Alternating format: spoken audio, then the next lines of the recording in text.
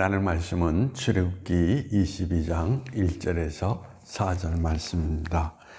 사람이 소나 양을 도둑질하여 잡거나 팔면 그는 소 한 마리에 소 5마리로 갚고 양 한 마리에 양 4마리로 갚을지니라. 도둑이 뚫고 들어오는 것을 보고 그를 쳐 죽이면 피 흘린 죄가 없으나 해 돋은 후에는 피 흘린 죄가 있으리라. 도둑은 반드시 배상할 것이나 배상할 것이 없으면 그 몸을 팔아 그 도둑질한 것을 배상할 것이요, 도둑질한 것이 살아 그의 손에 있으면 소나 낙이나 양을 막론하고 갑절을 배상할지니라. 네, 오늘 이 성경 말씀에 있는 내용의 이야기는 절도에 관한 법을 여기에서 우리에게 가르쳐주고 있는 것을 찾아볼 수가 있습니다. 오늘 이 성경 가운데에서 우리가 생각할 수 있는 것은 너무나 배상이 과하다라는 이야기인 것입니다.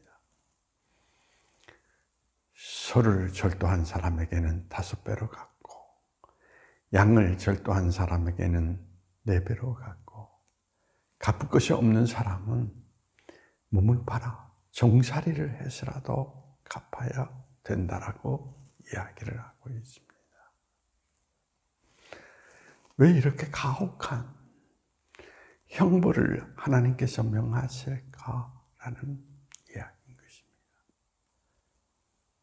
오늘 이 성경 속에 나타나 있는 소나 양이 절도한다라는 것은 고대 문명사회 가운데에서 우리가 생각할 수 있는 것은 가축이라는 것은 그 사람의 전부를 의미하는 것입니다.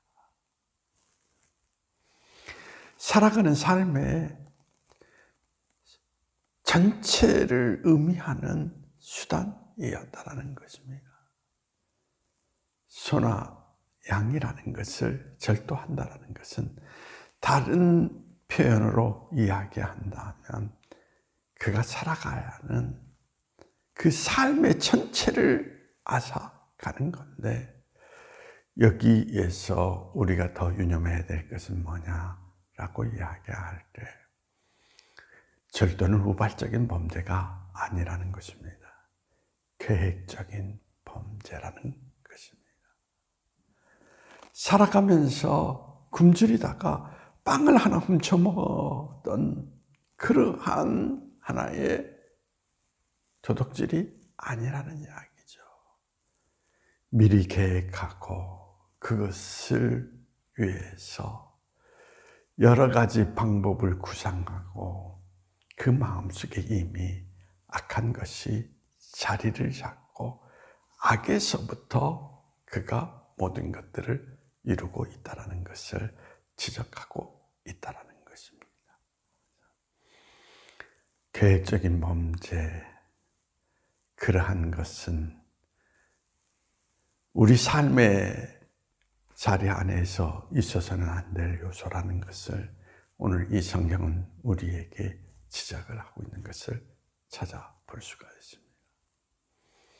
오늘날에도 우리가 이런 이야기를 듣죠.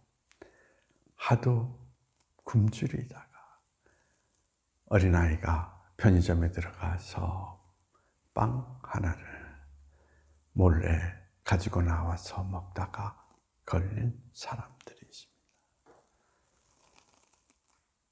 그런 사람을 향하여서는 사회가 어떤 모습을 취하고 있습니까?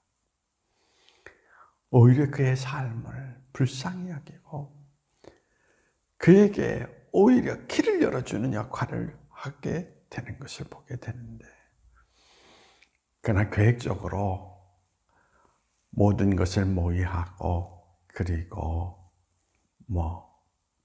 금은방을 턴다든지 이러한 것은 사회가 용납하지 않는 현상을 찾아볼 수가 있습니다. 하나님이 오늘도 미워하시는 것이 뭔지, 마음속에 악을 품고 악한 것을 행하는 것을 하나님께서 미워하신다는 것을 우리에게 말씀하고 있습니다. 악은 작은 것이라도 우리 마음속에 담아두어서는 안 된다는 것을 오늘 이 성경은 우리에게 나타내주고 있는 것입니다.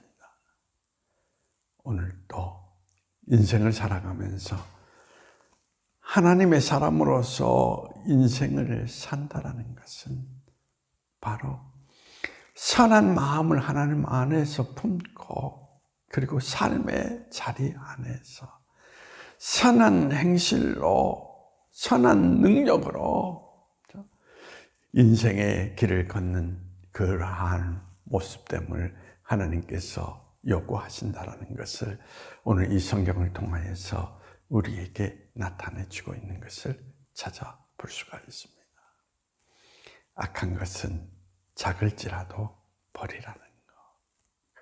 그 뜻을 잘 헤아려서 오늘 또 여러분 삶에 적용하심으로 말미암아 선하신 하나님의 형상이 여러분의 삶의 자리를 통해서 드러낼 수 있는 한날의 삶이 될 수 있기를 소망해 봅니다. 기도하시겠습니다.